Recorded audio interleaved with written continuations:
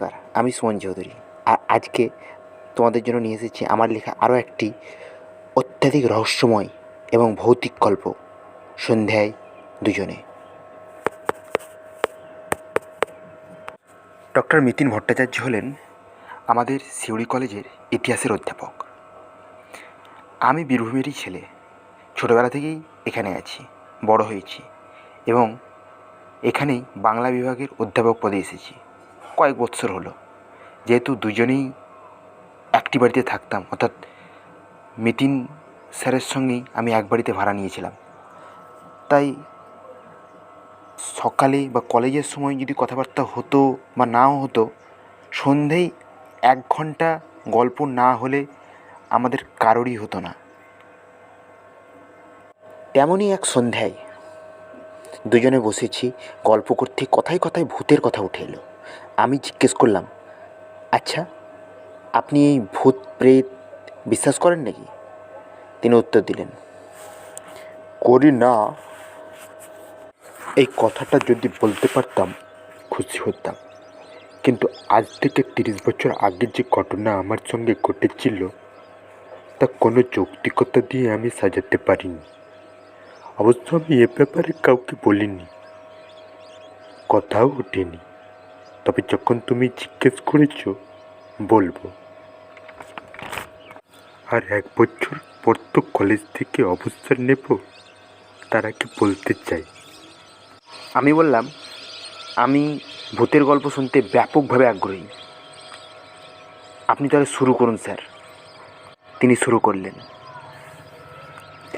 আমি তখন সদ্য হুগলির এক হাই স্কুলে শিক্ষক পদে নিযুক্ত হয়েছিলাম।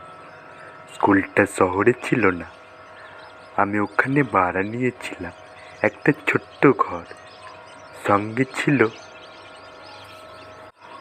সামনে এক ফালি বারান্দা। কয়েকদিন ভালোই ছিলাম।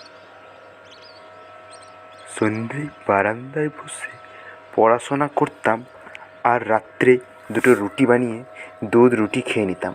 মাঝে মাঝে ডিমের পোচও বানাতাম। যেহেতু শুরু থেকেই উচ্চাকাঙ্ক্ষী ছিলাম, তাই স্কুলের চাকরিতেই থেমে থাকবো এটা আমি ভাবিওনি। তাই রাত্রে খাওয়া দাওয়া সেরে পড়াশোনা করছি। এমন সময় হঠাৎ বাল্বটা গেল ফিউজ হয়ে। আমি একটা মোমবাতি জ্বালবো বলে ভিতরে দেশলাই আর মোমবাতি আনতে গেলাম। বেরিয়ে এসে দেখি আমার চেয়ারে আরও একজন বসে। কয়েক মুহূর্তের জন্য আমি স্তম্ভিত হয়ে পড়ি।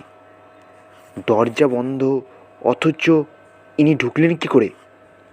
এদিকে অন্ধকারে মুখও দেখতে পাই না। হাতের দেশলাইটা এবার জ্বালিয়ে ধরলাম। ফস করে দেশলাইটা ধরতেই আমি আরও স্তম্ভিত হয়ে গেলাম। চেয়ারে কেউ নেই। নিজের মনকে এই বলে সান্ত্বনা দিলাম, আমার চোখেরই কোনো ভুল হবে। কিন্তু বাস্তবে মন কিছুতেই কথাটাতে সায় দিল না। কারণ আমি ছায়ামূর্তিটা মাত্র 1 হাত দূর থেকে দেখেছি এবং স্পষ্ট দেখেছি ওখানে কেউ বসে আছে। মন থেকে বিষয়টা মুছে ফেলে মোমবাতিটা ধরালাম এবং বইপত্রগুলো গুটিয়ে নিলাম। আজ আর বসতে ইচ্ছে হলো না, শুয়ে পড়ব এই ভেবে। কিন্তু আমার জন্য যে চমক অপেক্ষা করছিল তা টের পেলাম পরের দিন। সেদিন স্কুল থেকে ফেরার সময় একটা বাল্ব কিনে নিয়ে ফিরেছি। সন্ধ্যের সময় বাল্বটা জ্বালিয়ে আবারও পড়তে বসলাম। তারপর রাত্রে খাওয়া দাওয়া সারলাম এবং আবারও বইপত্র নিয়ে বসে পড়লাম। কি আশ্চর্য, আবার বাল্বটা দপদপ করে দুবার জ্বলে ফিউজ হয়ে গেল। বিরক্তির সঙ্গে ঘর থেকে মোমবাতি আর দেশলাই নিয়ে ফিরছি। আবার সে এক মূর্তি আমার চেয়ারে বসে। এমনিতেই আমার মাথা বিগড়েছিল, তার উপর এই দৃশ্য আমার সহ্য হলো না। দিলাম আবার দেশলাইটা জেলে। আবার ছায়ামূর্তিটা মিলিয়ে গেল।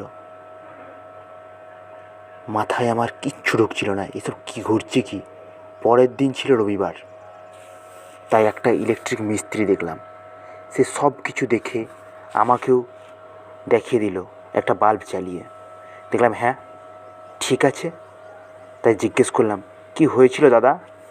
সে বলল, কোনো সমস্যা তো দেখছিলাম না দাদা, তবে তারগুলো হয়তো কোথাও লুজ ছিল, আমি পুরোটা কভার করে দিয়েছি, আসি দাদা। ওকে কিছু পয়সা দিয়ে বিদেয় করা হলো। আবারও রাত্রির অপেক্ষা করতে লাগলাম, কারণ মন আমার অন্য কিছুই বলছে। রাত্রি হলো, খাওয়া দাওয়া সম্পূর্ণ করে পড়তে বসেছি। চোখ বারেবার আমার বাল্বের দিকে যাচ্ছে।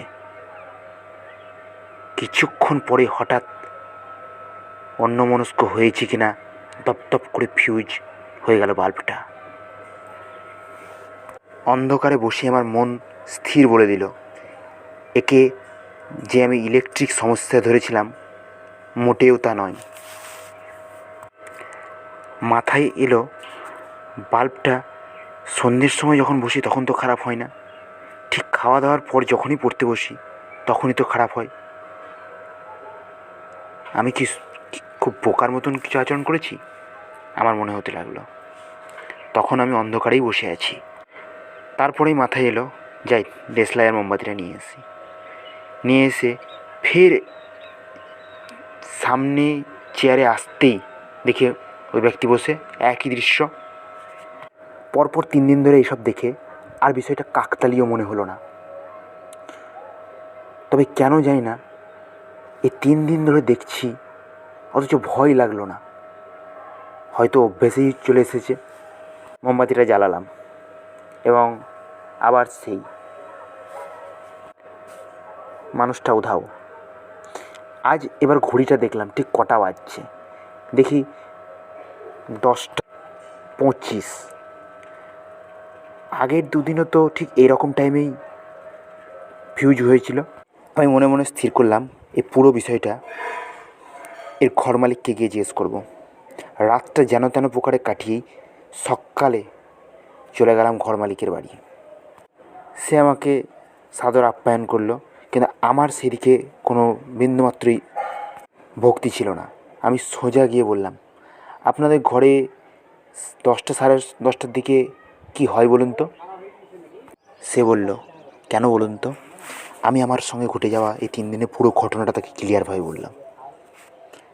তারপর সে কিছুটা ইতস্তত করেও বাধ্য হয়ে আমাকে সত্যটা বলল।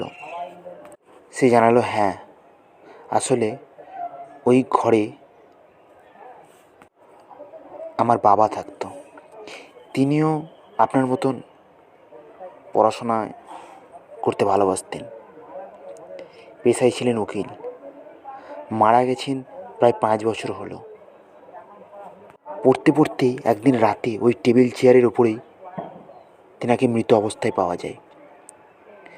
তারপরে কয়েকটা ভাড়া দিয়েছিলাম, তাদের মুখেও ঠিক আপনাদের মতনই কথা শুনেছিলাম।